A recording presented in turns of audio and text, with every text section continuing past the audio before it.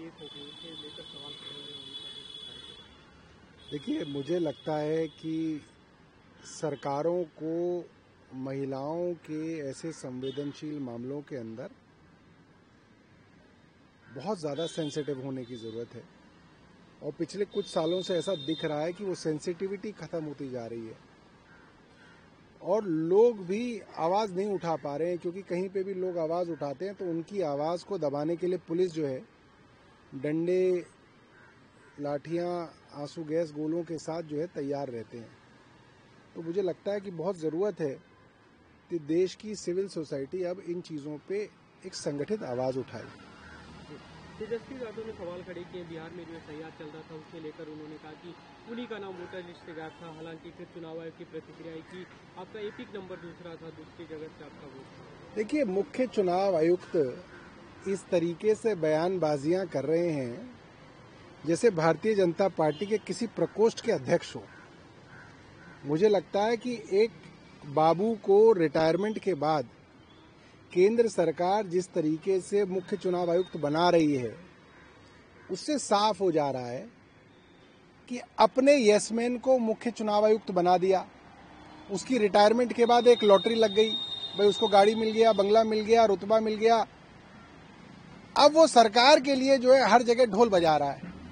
तो मुख्य चुनाव आयुक्त को एक टीएन शेषन साहब की एक तस्वीर जो है अपने दफ्तर में लगा लेनी चाहिए और सुबह शाम टीएन शेषन साहब की तस्वीर को देखना चाहिए सिर्फ। तो मुझे लग रहा है थोड़ा उनके विचारों के अंदर शुद्धिकरण होगा।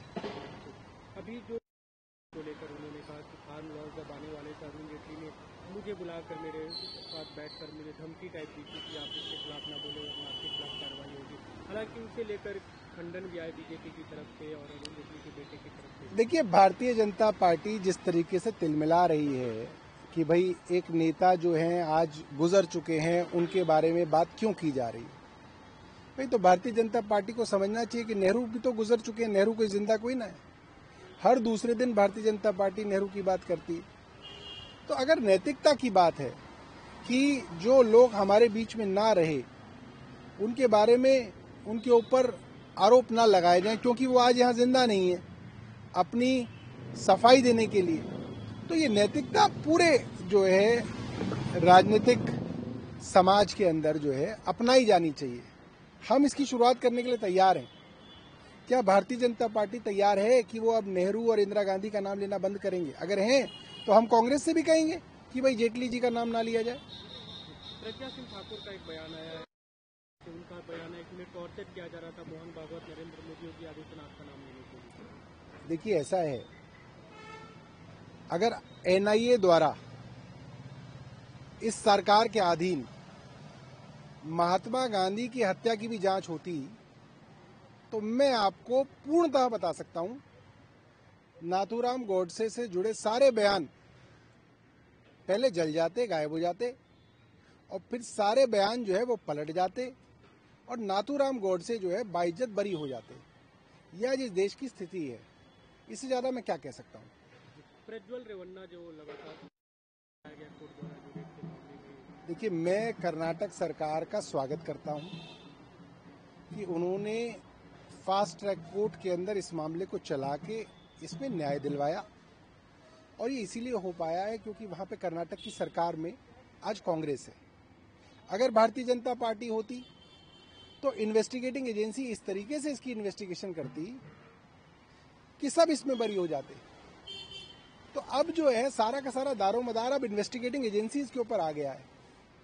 अगर आपकी अपनी सरकार है, आपकी अपनी इन्वेस्टिगेटिंग एजेंसी है तो आपको सजा नहीं होगी क्योंकि इन्वेस्टिगेशन के अंदर ऐसे जो है झोल डाल दिए जाएंगे कि आपको सजा हो ही नहीं सकती। तो ये तो कहीं कहीं जो सजाएं इसलिए हो रही हैं क्योंकि इत्तेफाकन जो है investigating agency Bharatiya Janata party के अधीन नहीं है। ये पूरा मामला है। अमेरिका के राष्ट्रपति द्वारा जब 25% देशभक्ति का असली माध्यम, देखिए, हम प्रधानमंत्री जी की स्वदेशी की बात से तब सहमत होंगे जब प्रधानमंत्री जी खुद ये कहेंगे कि मैं अब विदेशी चीज़ों का इस्तेमाल बंद कर दूंगा। प्रधानमंत्री जी की गाड़ी विदेशी है या नहीं है, प्रधानमंत्री जी को बताना चाहिए। उनकी घड़ी, उनका पेन, तमाम चीजें जो वो इस्तेमाल करते हैं, अगर वो खुद कह दें कि मैं आज से स्वदेशी इस्तेमाल करूंगा और जो विदेशी चीजें हैं, उनकी गाड़ी है उसके अंदर आग लगा दें सबके सामने, तो लोग उसका अनुसरण करेंगे। वरना तो कहने की बातें हैं, उन्होंने कह दी, लोगों ने सुन ली।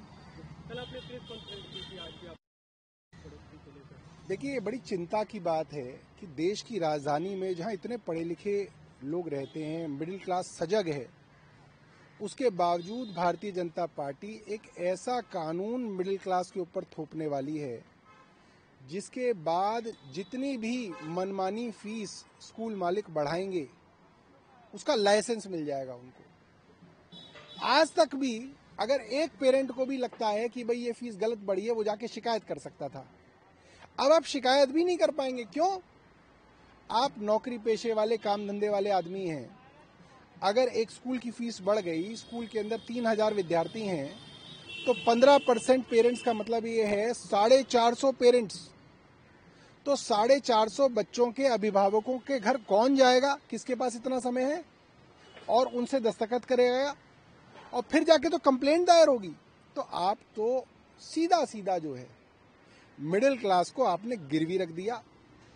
ये कानून सिर्फ और सिर्फ स्कूल मालिकों के लिए बनाया गया है।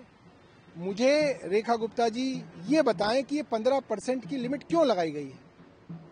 आशीष सूद साहब ये बताएं कि इस कानून से जो फीसें बढ़ी हैं अभी 1 अप्रैल को, वो कैसे जो है रोल बैक होंगी। मुझे तो उस कानून ने कहीं नहीं दिखा।